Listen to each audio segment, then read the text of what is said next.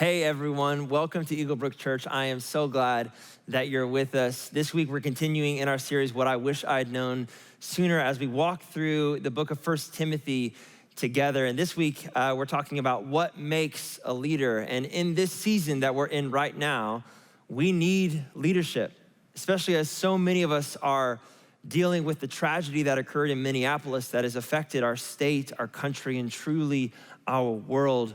We need leadership. But more than that, we need guidelines that help us know how to navigate when times are tragic and when times are easy.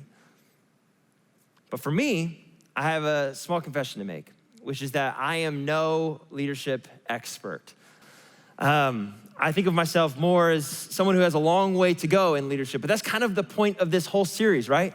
I mean, I'm sure so many of us can think of an area or pinpoint a skill in our life that's just not quite there. And if we could get a little bit more knowledge or remember something or go back to the fundamentals, then we would be able to be better tomorrow. But really that all comes down to making decisions and choices and habits today that enable us to become better tomorrow. And so while I do not presume to be a leadership expert, I want to be better today than I was yesterday. And my guess is, so do you.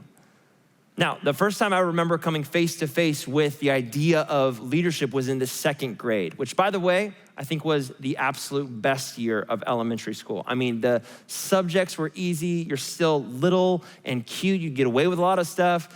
And recess. Do you remember recess? I mean, I remember recess being the most epic part of my second grade life. I mean, recess is where you made friends. It's where you made enemies. It's where you confessed your love to your crush. It's where you set the foundation for what leadership was all about. I mean, recess was real life for a second grader.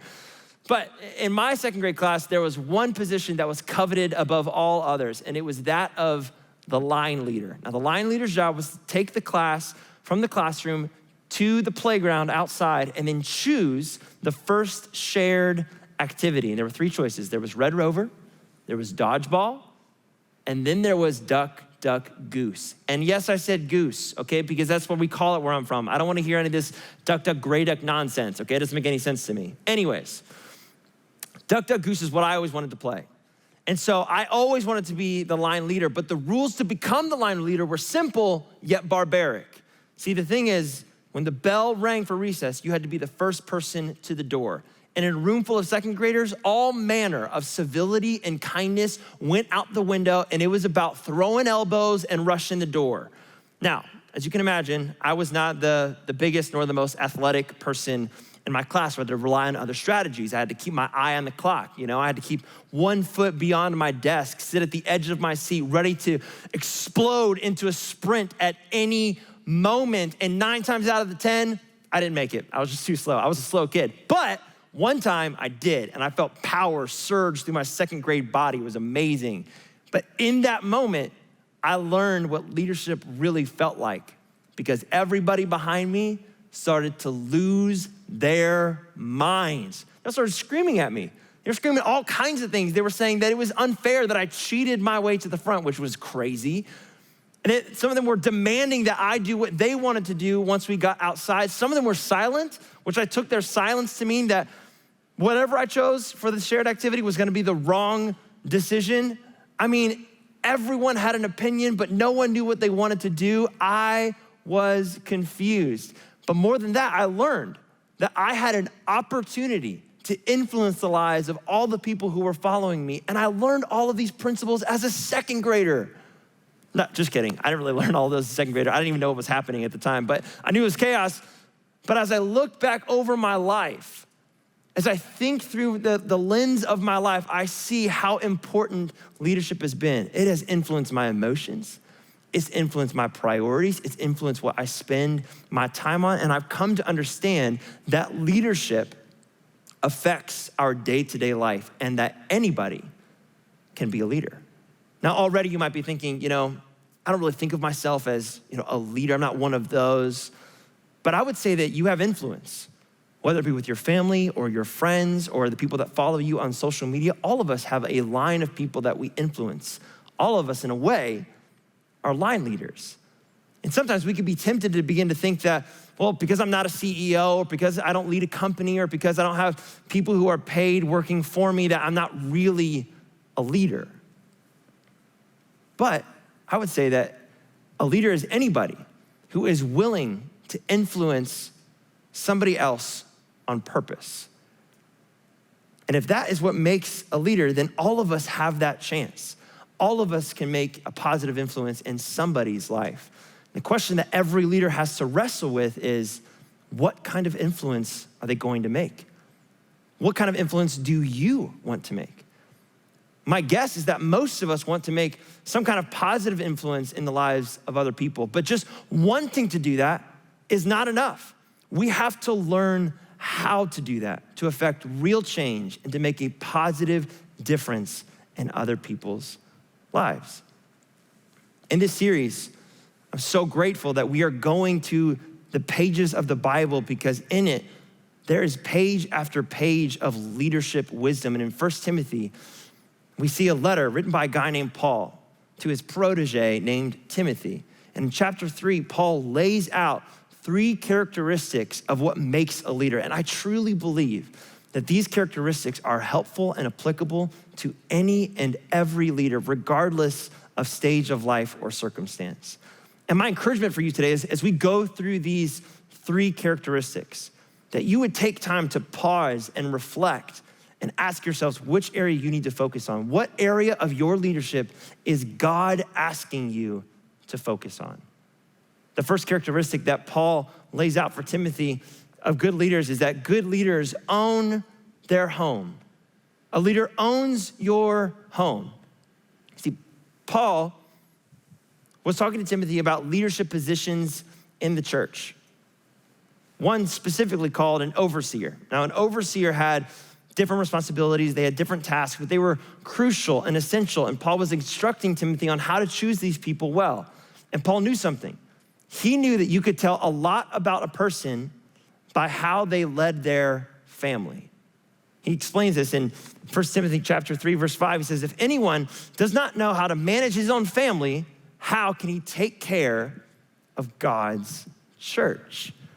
Paul's point here is that a lot of the time, someone's private life determines their public life. And this is challenging to think about, because the truth is the people that we live with are sometimes the most difficult, the most challenging people to actually lead or to actually influence, to do anything. So we can often separate our lives at home from our leadership. But Paul makes a strong connection 3 times in chapter 3 alone about a good leader being good at leading their family. He goes as far to say this. He says, a leader must manage his own family well and see that his children obey him, and he must do so in a manner worthy of full respect. I mean, this is a tall order, especially in a season of quarantine when we're all trapped with our families and our roommates and they drive us crazy. And if I'm honest, if this is the qualifier of what makes a great leader, there are plenty of days when I am a terrible leader. I mean, days when my frustration gets away from me with my wife, with my kids, days when I'm so selfish that I just forget to see the needs of my family, and days when if I'm honest, I'm just straight up lazy. Like a couple weeks ago, my wife was not feeling very well, and so she took a couple days off. She rested in bed, and I was left at home with my 2 kids. And when she emerged from her recovery, she had seen what I had done with the kids, which, if I'm honest, was the absolute bare minimum. Let me paint a picture for you. Neither of my kids have had a bath in 2 days. One of my daughter has beautiful curly hair. It was a tangled disaster. My son had peed through his diaper, and I had not changed the sheets yet. They had survived on a very strict diet of Cheerios and honey. And there I was, playing the part of the exhausted dad who'd expended all of his efforts trying to take care of these 2 kids by himself. Poor me, feel bad for me. And my wife just comes out like, are you seriously? She was so kind, but she was also quick to point out that what I experienced over the course of 2 days, she's experienced over the course of so many days when I'm gone or I'm at work. It was a humbling experience, to say the very least. But look, I don't think that Paul was telling Timothy to find perfect people with perfect families. I mean, even if your home life is great, you're probably not perfect at it, right? I think Paul was telling Timothy to look for dedicated people. Because in order to grow a family with a healthy culture, or to develop a marriage that is strong, or to develop children that are opinionated and wise and intelligent, or to have a home with a roommate where things are peaceful a lot of the time, you have to dedicate time and effort and love to that. And you have to do it over and over again. And the best leaders know that if you want to impact and influence for the good, you have to be willing to be dedicated over and over and over again. I love what Bobby Knight, the one-time most winningest coach in men's college basketball history said. He said, "It has always been my thought that the most important single ingredient to success in athletics or in life is dedication. I have many times felt that this word is the most ill-defined in all our language." And he goes on to say, "My definition of the word is this: 1, do what has to be done. 2, when it has to be done. 3, as well as it can be done. And 4, do it that way all the time."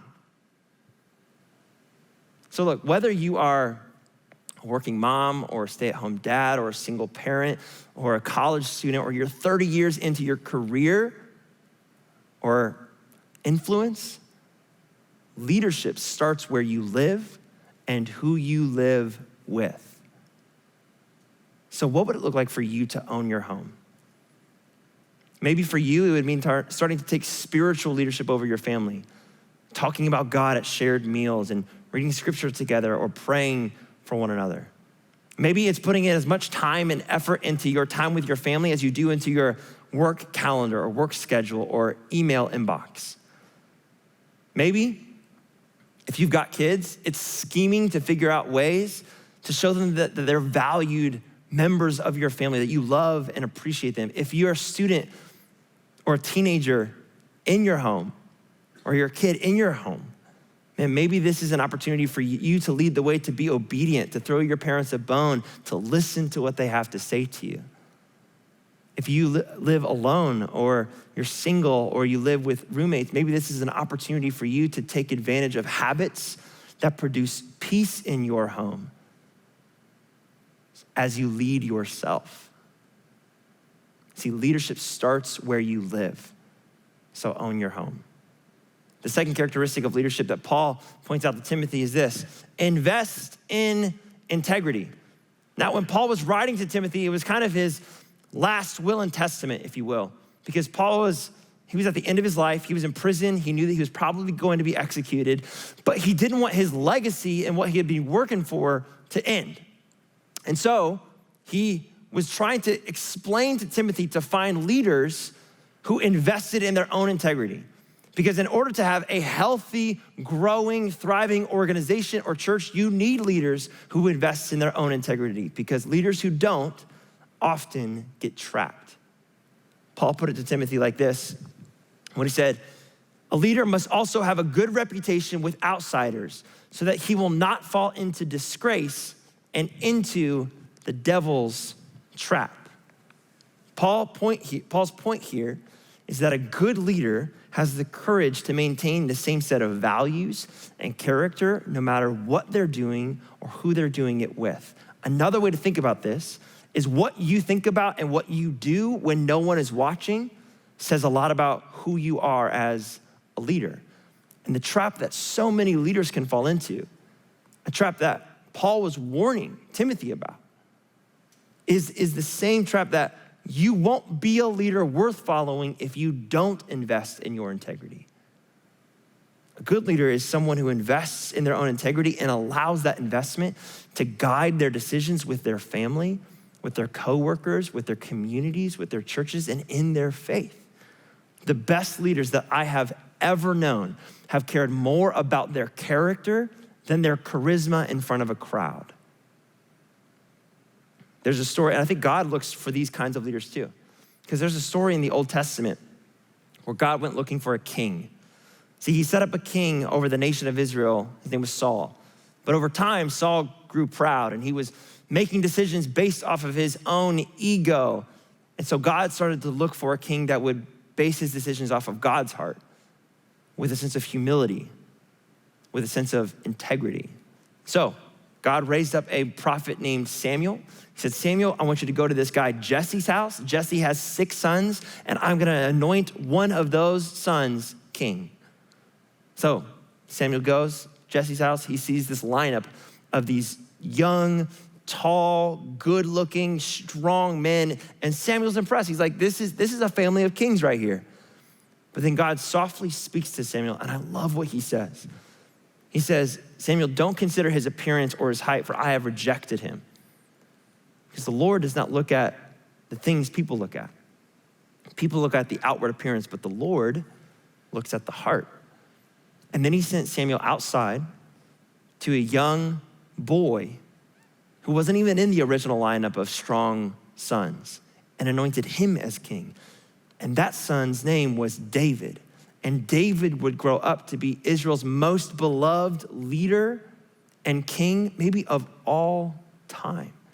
And then hundreds of years later, Paul would write about David and his influence over culture and how God used him. And he would say of David, God testified concerning him, I have found David, son of Jesse, a man after my own heart. He will do everything I want him to. And I believe that that's God's definition of integrity, being willing to do anything God tells us to, regardless of whether it's popular, whether it means we have to stand on the outside of culture, whether it's easy or difficult. He is looking for people who don't fall into the trap of pride and power, but who trust in God's guidance. So let me ask you, what trap are you falling into in your leadership right now? Are you falling into the trap of lying in order to look good? Are you falling into the trap of avoiding conversations that need your attention? Are you falling into the trap of staying quiet when you know you should speak up? What trap are you in right now? And the truth is, investing in integrity it's gonna cost you something along the way. It might mean that you have to say no to some opportunities because it doesn't align with your values or the character you're building. It might mean that you might have to confess some areas of your life that don't bring honor to God's guidance. It might mean that you have to ask for feedback from people who are following you and listen to them and change because of them. But I truly believe you will never come to regret any investment that you make in your own integrity. The third and final characteristic that Paul lays out for Timothy is this, that a leader seeks success by serving. Leaders seek success by serving. Paul admits to Timothy that there is a reward for leadership, but the way you get there is through service. This is how Paul said it. He said, those who have served well gain an excellent standing and great assurance in their faith in Christ Jesus. Now, this might be a little counterintuitive in our culture today because normally what we see as success is anyone who is able to put the spotlight on themselves, who can create a large following, who have a lot of money, a lot of influence. And so the temptation for many leaders is to assert their ego as often as possible, to get out in front, to flash their power, to tell other people all that they have. But Paul is saying that the real definition of a successful leader is how willing they are to serve others. And by the way, Paul didn't come up with this idea on his own. He learned it by following Jesus, who is, by the way, one of the world's best leaders, most influential leaders. I mean, across the world today, 2 billion people follow his teachings that were written down 2,000 years ago. And one of those teachings of Jesus simply says this: blessed are the meek, for they shall inherit the earth. Another way to translate this is blessed are the meek, for they inherit everything. The meek win in the end, according to Jesus. Now, I would imagine if you and I were to get together, put together a list of words that are connected to or define leadership, meekness would probably not make the top 10. But see, Jesus knew the true definition of that word. Jesus knew that meekness does not equal weakness. In fact, in Greek, that word means strength under control. The Greeks would use that word to define their war horses because these horses were trained and built up to be strong and powerful in battle, yet under control and willing to submit to another. The picture that Jesus is painting here is that those who are willing to submit to others, they're the powerful ones. They're the strong ones. They're the ones who will succeed. I love how George Brandt, a leadership strategist and senior contributor for Forbes magazine, says it when he says, one of the most fundamental lessons in leadership is that if you're a leader, it's not about you. I love that. It's about the people following you. He goes on, that the best leaders devote almost all their energy to inspiring and enabling others. Serving them is a big part of this. It's a huge part of it. The most fundamental part of it, the most powerful thing about being a leader, it's not the corner office, it's not the promotion, it's not the influence. When you get down to it, the most powerful thing about leadership is all about love. See, love is meek. Love takes strength under control. Love is being willing to put another person before yourself and sacrifice your needs to meet their needs. And I'll be honest, I'm not perfect at this. There are a lot of days where I'm not even good at it, but I stumbled across its power early on in my leadership. Right after college, I got a job as a high school Bible teacher at a small Christian high school in Ohio. And it was the first time in my life that I had a group of people that were looking to me to lead them. And I'll be honest, I was scared. I was intimidated. I didn't know what to say. And I was also looking at a group of high schoolers. And high schoolers can see through everything. They know when you don't know what you're talking about. And to make matters even more challenging, I had one student in my class that no matter what I did, no matter how hard I tried, would never engage in class. I mean, I like changed the room around. I would call her by name. I would change the content to seem more interesting to her. Nothing, not interested. And after a while, my intimidation started to turn into a bit of anger. I was like, why aren't you changing? I'm doing all of this work for you and it's yielding zero results. And sometimes that's how leadership starts for us, or that's how leadership feels.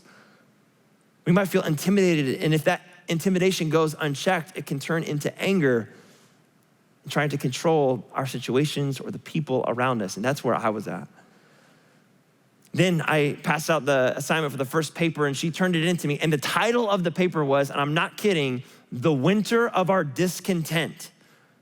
The whole paper was her disagreeing with everything I had said up to that point in the semester. I mean, it was painful to read, but it was the best written paper in the whole class.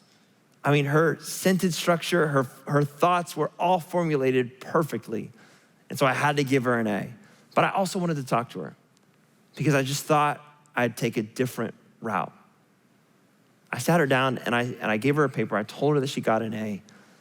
And then I said, what we really need, what I'm really looking for from you is for the person who wrote this paper to speak up in my class, because we would all be better hearing your voice, hearing these words. It would help us grow and learn. And I was imagining that this would be the moment that like the heavens would break open and she would get it. She would start crying and be like, you're right. I should have listened to you a long time ago. And none of that happened, not even close. She nodded her head, took the paper, walked out. But every day after that, I just did my best to make a space for her, to notice her, to make her feel welcomed. Didn't go out of my way. She was just part of the class. And then at the end of the year, another writing assignment, she turned in her final paper to me, and the title of the paper was The End of the Winter of Our Discontent. And at the end of it, she wrote a small note to me, really simple, when she said, thank you. Thank you for seeing me and not allowing your position as a teacher to stop you from caring about me. And that felt like success. Not me getting my way, not me seeing her change when I wanted her to, but just being willing to make space for somebody else so that they could feel cared for and loved. Sometimes, if I'm honest, I let the pressure of leadership get away from me. I allow my intimidation to turn into anger. I try to control my surroundings and myself. But man, it is in those moments when I need to be reminded that sometimes leadership is just being willing to see the needs of somebody else and do something about it. That's what love looks like. It looks like serving other people, and that's how Jesus led. And Paul reminds us of this in another letter to the Philippians. He writes that we should have the same mindset as Jesus, because Jesus, even though he was God, did not think of equality with God as something to cling to. Instead, he gave up his divine privileges and he took the humble position of a servant and was born as a human being. And the reason Jesus was born as a human being was not to exert his power over us. It wasn't to show how impressive he was. It wasn't to get us all in line. It was to show us the lengths that God would go to serve us and show us his love. That's how Jesus led. That's what serving looks like. That's what success looks like. And the best leaders, the best teachers, the best mothers, the best fathers, the best community leaders are the ones who are able to put themselves aside and serve the needs of someone else. And the best place to start is where you live. So own your home. Prioritize those relationships. Invest in them. Care about them. Look for ways to strategize to serve the people in your house, because leadership lives there. But don't get too carried away in your tasks and your to-do list that you forget to invest in your own integrity and allow your character and allow God's guidance to show you a way forward. And finally, may our measure of success not be in what we can achieve, but in how well we are able to serve and lead people towards love. Because now, maybe more than ever, we need leaders who can see the needs of other people and do something about it. We need leaders who can go out of their way to lead like Jesus so that others will feel loved, because that is what makes a leader. Let's pray together. Heavenly Father, you are a great example of leadership, and we look to you. We thank you for your son, Jesus, and the example that he is for us in our own leadership. And God, we ask that in this season of tragedy, and in a season where we're not sure what to do, in a season of loss, would you be our guide? And God, would you guide us to be compassionate? Would you guide us to be loving? Would you guide us to serve? Would you guide us to care for the people in our homes? Would you guide us to invest in our own integrity? Help us, God, to trust you. Be with us as we deal with our processing, deal with sadness, deal with grief, deal with joy, deal with a way forward. God, we trust you and we love you. In Christ's name, amen. Hey, everyone, thank you so much for joining us this week. Make sure you come back next week as we continue in our series. We're going to be talking about what are you training for? I mean, physical training is great, but how are you spiritually training to navigate the future ahead? It's going to be great. We'll see you next week. Peace.